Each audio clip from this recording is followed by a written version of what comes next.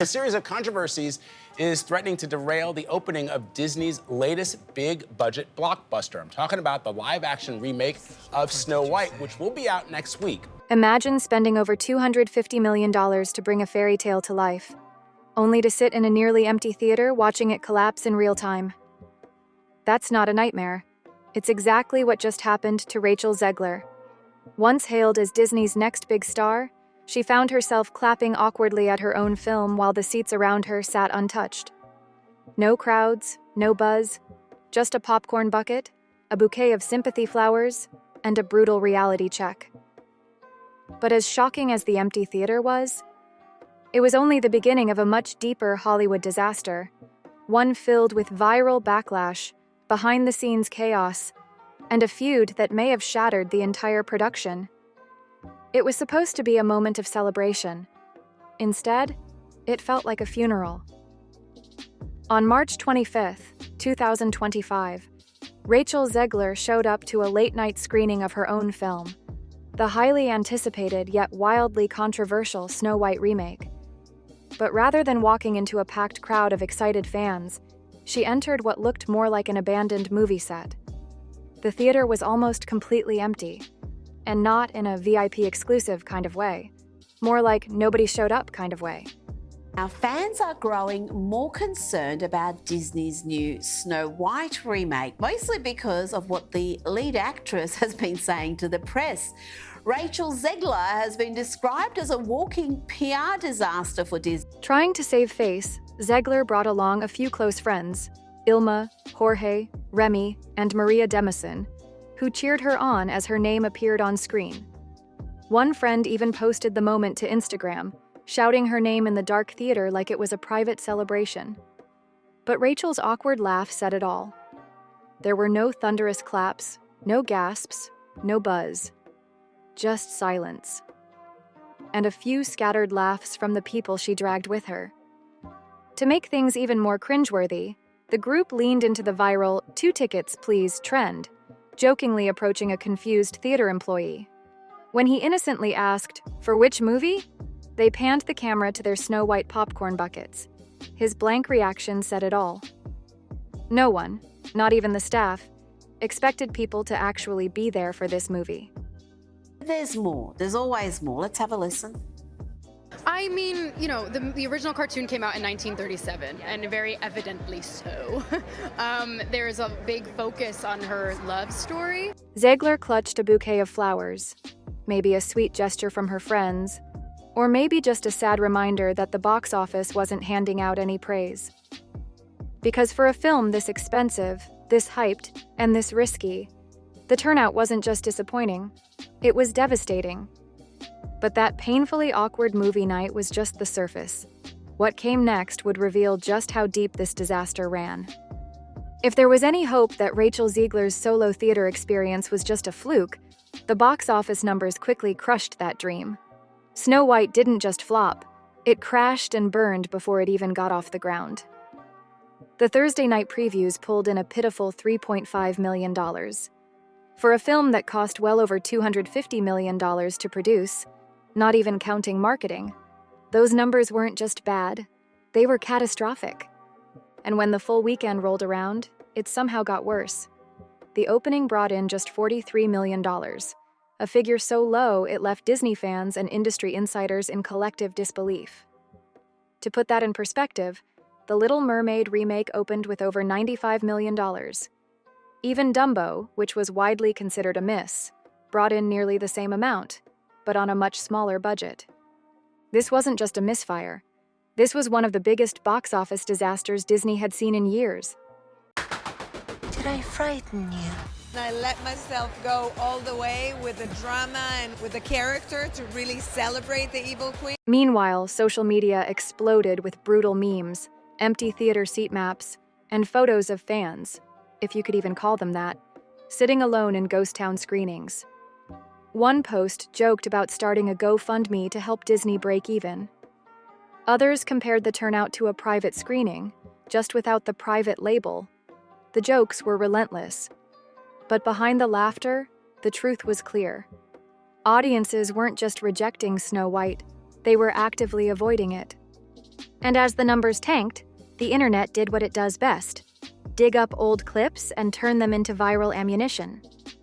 As Snow White limped through its opening weekend, the internet pulled out its favorite weapon: receipts. And one clip in particular came back to haunt Rachel Zegler like a ghost from box office purgatory. In the now viral footage, Zegler passionately declares that despite her flaws and imperfections, people would still line up to see her movies.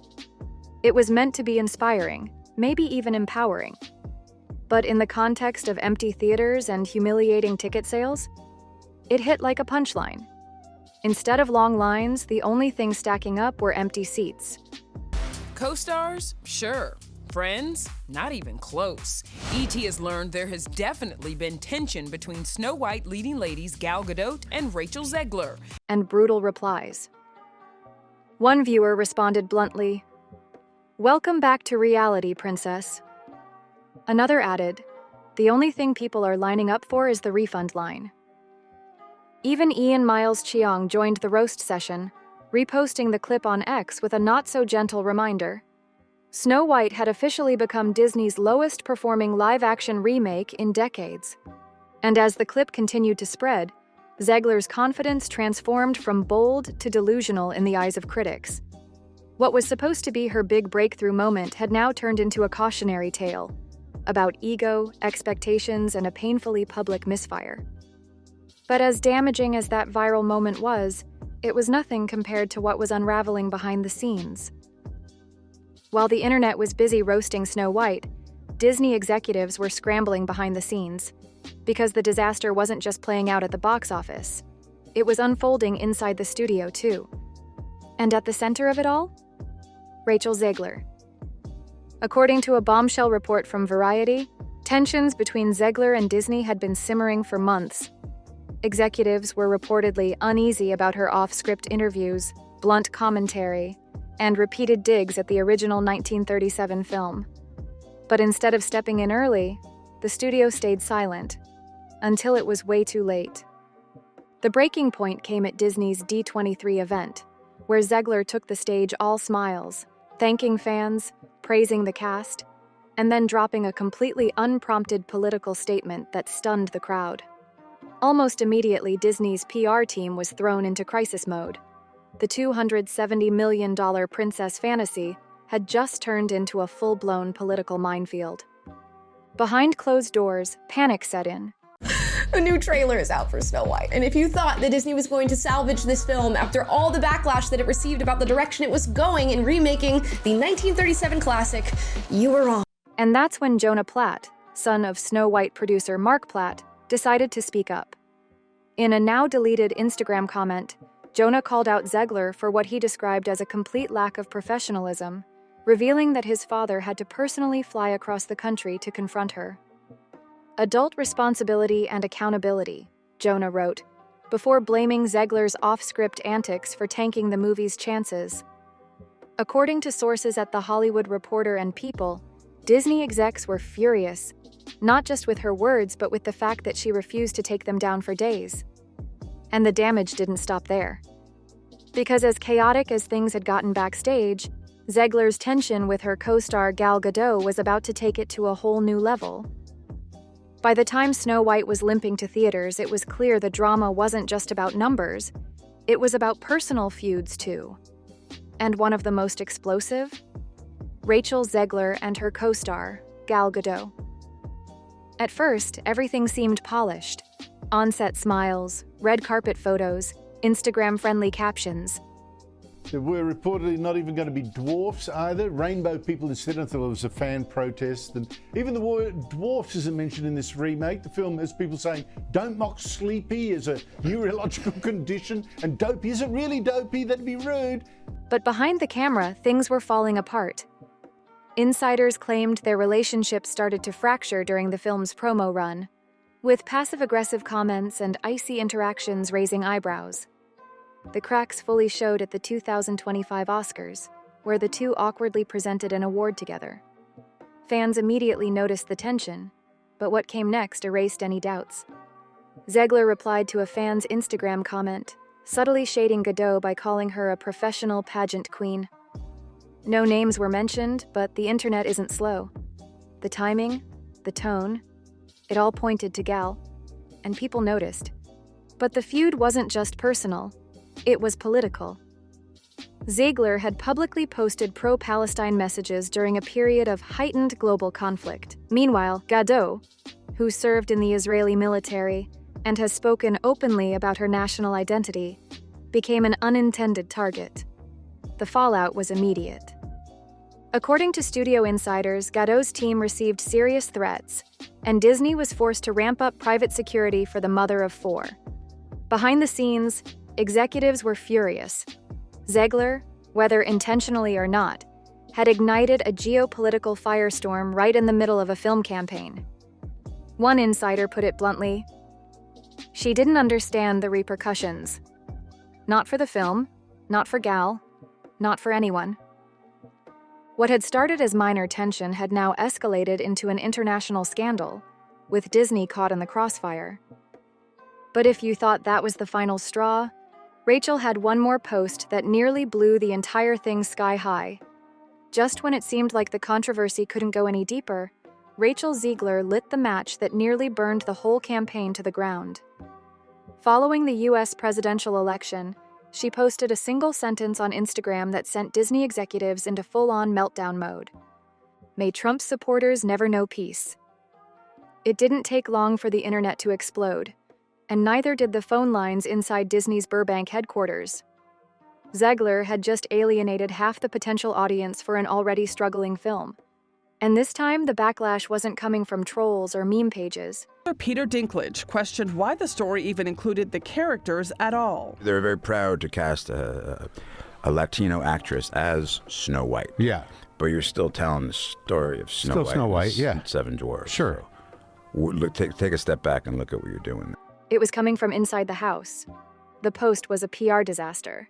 It didn't just divide fans, it divided the team behind the film. Disney, desperate to avoid more fallout, launched a last-ditch effort to contain the damage. Producer Mark Platt, yes, again, flew out to personally meet with Zegler, not once, but twice, in hopes of convincing her to tone it down. Eventually, she agreed to work with a social media handler, someone hired and paid by Disney to approve every single post leading up to the film's release. It was a move of desperation. The studio was now micromanaging a leading actress's Instagram just to prevent her from torpedoing the marketing. But by then, the damage was done. Audiences were polarized, investors were rattled, and the once family-friendly Disney princess film had become a lightning rod for political warfare. And with Zegler still making headlines for all the wrong reasons, Snow White felt less like a fairy tale and more like a PR war zone. And if that wasn't messy enough, the final insult came just hours before release, with a pointed Instagram post that reignited the feud with Gal Gadot. With just hours to go before Snow White officially hit theaters, Rachel Zegler posted what looked like a heartfelt Instagram tribute. She called the film life-changing, raved about the cast and crew, and gushed over the magical summers she spent filming in London. It was warm, nostalgic, and carefully crafted. But there was one glaring problem. Gal Gadot wasn't mentioned. Not once. No photos, no shout-out, not even a vague thank you to her co-star. The internet noticed instantly. Fans and feud watchers were quick to point out the omission, calling it a calculated snub. You actually just erased the dwarfism side of it, the disability, like we're a disability group, you just erased that whole image. And another subtle jab in their ongoing Cold War. To casual viewers, it might have seemed like an oversight. But given the Oscars shade, the Instagram comment about pageant queens, and the well-documented political tension, it didn't feel accidental. It felt personal.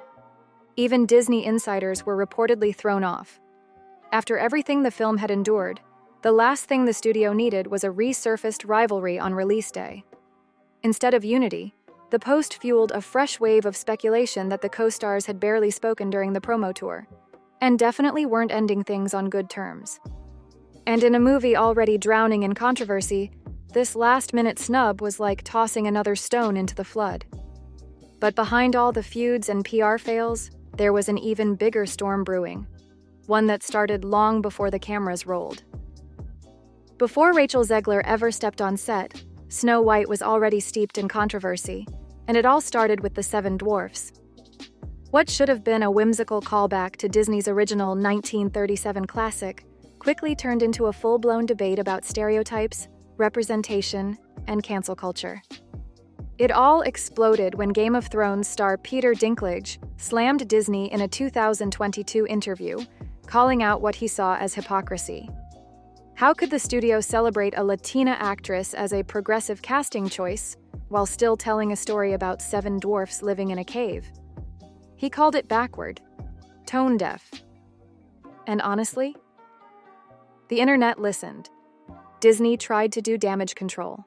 Within 24 hours of Dinklage's comments, the company issued a statement promising a different approach to the dwarfs and confirmed they were consulting with members of the dwarfism community.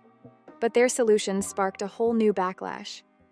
Instead of casting real actors with dwarfism, Disney quietly scrapped the original characters and replaced them with CGI stand-ins, photorealistic, computer-generated creatures that fans described as cold, expressionless, and deeply unsettling. Gone was the charm of bashful, grumpy, and dopey. In their place, a lineup of awkwardly animated magical beings that felt like they'd wandered in from a completely different movie. Critics slammed the decision as performative, even offensive. One commenter put it best. Rachel Zegler just had one of the most disliked trailers in history with Snow White, but now after all the controversy, she's come out slamming Gal Gadot. This isn't representation. It's erasure. They didn't solve the problem. They deleted it. Worse still, even members of the dwarfism community voiced frustration. Wee Man, known for Jackass, called out Disney for cutting roles that could have gone to real actors. Instead of progress, it felt like another swing and a miss. What started as an effort to modernize the story ended in yet another controversy, one that alienated fans, actors, and advocates alike. And by now, Snow White wasn't just a reimagining. It was a PR disaster in costume. And when the time came to finally unveil their billion-dollar fairy tale, Disney didn't roll out the red carpet. They quietly tucked the whole thing away. With all the chaos leading up to the release, exploding budgets, online firestorms, and cast drama, you'd expect Disney to go all out to save face. A massive premiere, flashing lights, star-studded red carpets. The full spectacle to remind audiences this was still a Disney movie. But instead, they did the exact opposite. Instead of the traditional fanfare, Disney hosted a quiet, low-key pre-party in Los Angeles on March 15th. No spectacle, no screaming fans, no media frenzy. Just a muted screening at the El Capitan Theater, Hollywood's iconic venue turned damage control bunker. Even the European premiere was suspiciously toned down. Normally, a film of this scale would take over London's Leicester Square. But this time, Disney tucked it away in a remote Spanish castle, like they were trying to hide the movie instead of promote it. There was no press blitz, no grand finale. Just a whisper of a rollout for a film that had once been hyped as the next big thing. Insiders saw it for what it was. A quiet retreat. A soft admission that Disney wasn't standing behind the movie anymore. Whether it was fear of protests, media backlash, or just plain embarrassment. While we're on the subject of actresses and awards and hacks, do we have a moment for Rachel Zegler and Snow White? Because there is an update. Oh. The subdued release was the clearest signal yet that Disney knew the storm wasn't over. It was just beginning. So after all the build-up, backlash, and behind-the-scenes battles, one question remains. What began as a fairy tale reboot turned into one of Disney's most public disasters in recent memory. From awkward empty theaters and viral embarrassment, to political landmines, cast feuds, and a complete meltdown in marketing strategy. Snow White wasn't just a box office failure, it was a cautionary tale. Rachel Zegler, once seen as a rising star, became a lightning rod for controversy. Whether it was her outspoken views, her feud with Gal Gadot, or her critiques of the very story she was hired to retell. And while controversy can sometimes fuel curiosity, this time it did the opposite. Audiences didn't just stay home, they turned against the film before it even premiered. Disney, once known for its carefully crafted public image, fumbled at nearly every turn. From ignoring early backlash to caving under pressure, from mishandling casting choices to scrambling for PR fixes, it was a slow-motion collapse of a $270 million dream. In the end, Snow White wasn't just a misstep, it was a warning about what happens when a studio loses touch with its audience, when a story becomes more about the drama off-screen than the one on-screen, and when the magic of Disney gets drowned out by damage control. So now the question is, what happens next? Will Disney learn from this high-profile failure? Or is this just the beginning of a new era of flops dressed up as progress? Let us know in the comments what you think. Was Snow White doomed from the start, or could Disney have saved it with the right approach?